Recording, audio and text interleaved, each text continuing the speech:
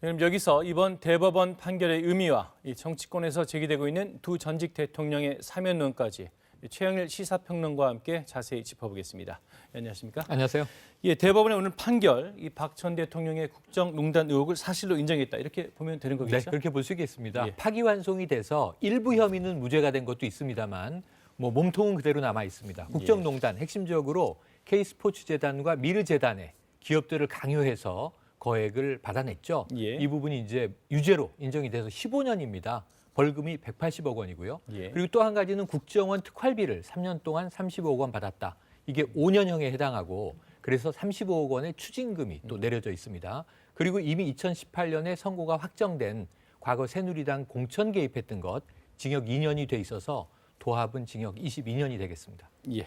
이제 재판은 마무리됐는데 네. 이 재판이 진행되는 동안 이 박 전 대통령은 국민들에게 사과를 아직 한 번도 한 적이 없죠? 네. 이번에 좀 입장이 나올까요? 어떨까요? 오히려 탄핵쯤에는 이제 국민께 송구하다라는 이야기가 나온 바 있습니다만 재판 과정에서는 대체로 이 모든 것에 혐의를 부인하면서 이것은 정치적인 재판이다. 하지만 내가 운명적으로 안고 가야 할 짐이다. 감당하겠다. 이런 이야기를 해서 지금 재판, 판결 자체를 좀 정치적인 보복으로 바라보는 입장을 나타냈고요. 이 본인은 아무 말도 하지 않고 있고 앞으로도 아무 말을 안 할 가능성도 있습니다. 예. 하지만 이미 구 친박계 의원들을 통해서 사면론도 거론이 되고 있고 아까 이제 우리공화당의 조원진 대표 같은 경우에는 아예 무죄하다. 혐의 자체를 인정하지 않는 입장도 세력화돼 있습니다. 예. 자, 이제 대법원 판결이 나오자마자 정치권에서는 오늘도 이제 사면 얘기가 또 나왔습니다. 먼저 그 이낙연 대표가 제일 먼저 사면을 꺼내는데 네. 민주당 반응은 어땠습니까? 그러니까 1월 1일에 사면론을 이제 제기한 게 이낙연 대표였기 때문에 오늘 예. 정리를 했는데요. 자, 그때 이제 긴급 이 최고위원회가 소집이 돼서 정리한 내용을 그대로 반복했습니다. 예. 뭐냐면 사면 건의를 하겠다는 것은 충정이고 소신인데 당 입장에서 국민 공감대가 중요하다. 그리고 당사자의 반성이 선행되어야 한다. 이렇게 정리됐기 때문에 더 새롭게 언급할 바는 없다. 이렇게 이야기했고요.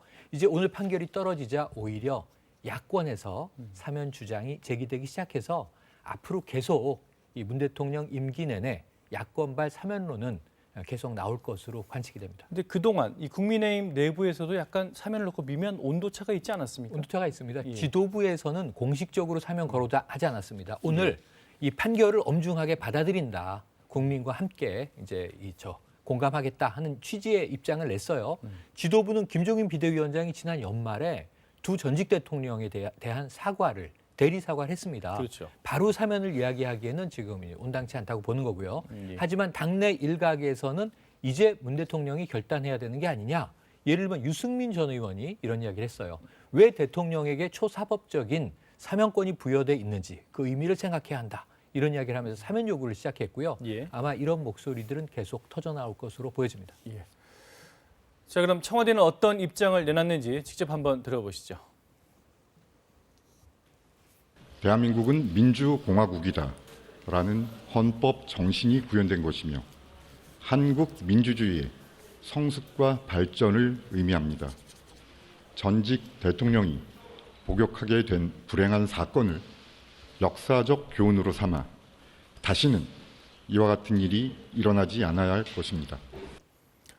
예, 지금 들어보면 네. 공식적으로는 청와대는 이 사면 얘기를 언급하지 않았습니다. 근데 네. 혹시 따로 언급한 게 있습니까? 뭐 별도로 언급한 것은요. 이 예. 대통령께서는 별도의 발언이 언급이 없으셨다. 이렇게 전제를 하면서 예. 지금은 사면을 이야기하기에 적절한 시점이 아니다. 사실 판결이 나온 당일이지 않겠습니까?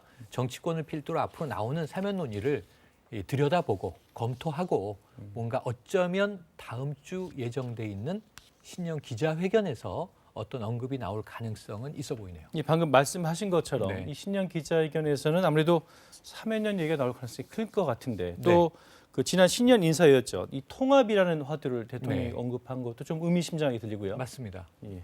SNS 신년사에서는 방역과 더불어서 국민 통합 이야기가 있었어요. 하지만 지난 11일에 있었던 이 신년사에서는 예. 통합은 없었고 대신 포용이 있었는데 다른 의미의 포용입니다. 이게 이제 방역과 경제 회복에 있어서의 우리가 사회적 약자를 보호해야 된다는 포용, 예. 격차를 줄이자는 포용이어서 이 국민 통합 사명과 연결짓기는 좀 어려운데 정치권에서는 그래도 이 이낙연 대표가 이야기한 통합을 좀 포용으로 변화시켜서 얘기한 거 아니냐 이런 해석들은 나왔습니다.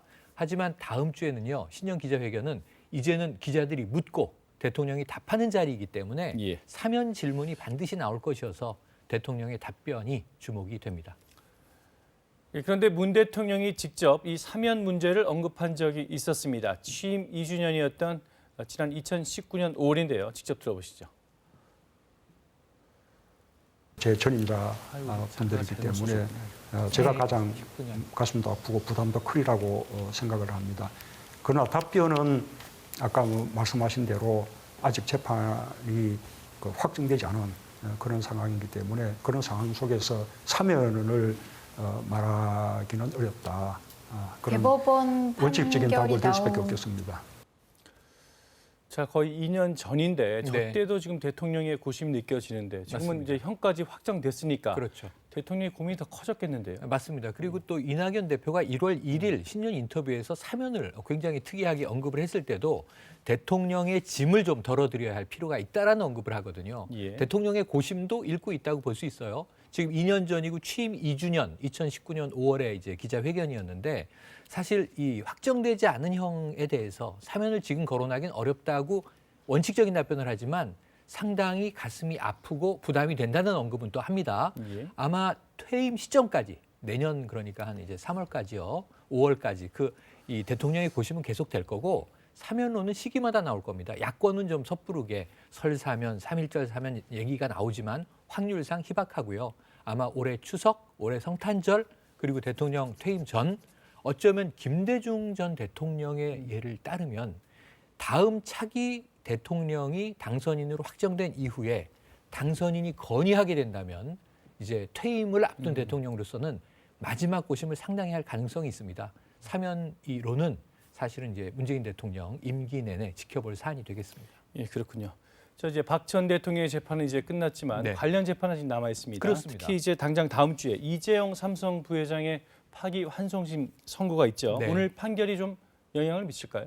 영향을 미칠 수밖에 없습니다. 예. 엄중하게 징역 20년, 이 예. 벌금 180억, 추징금 35억인데요.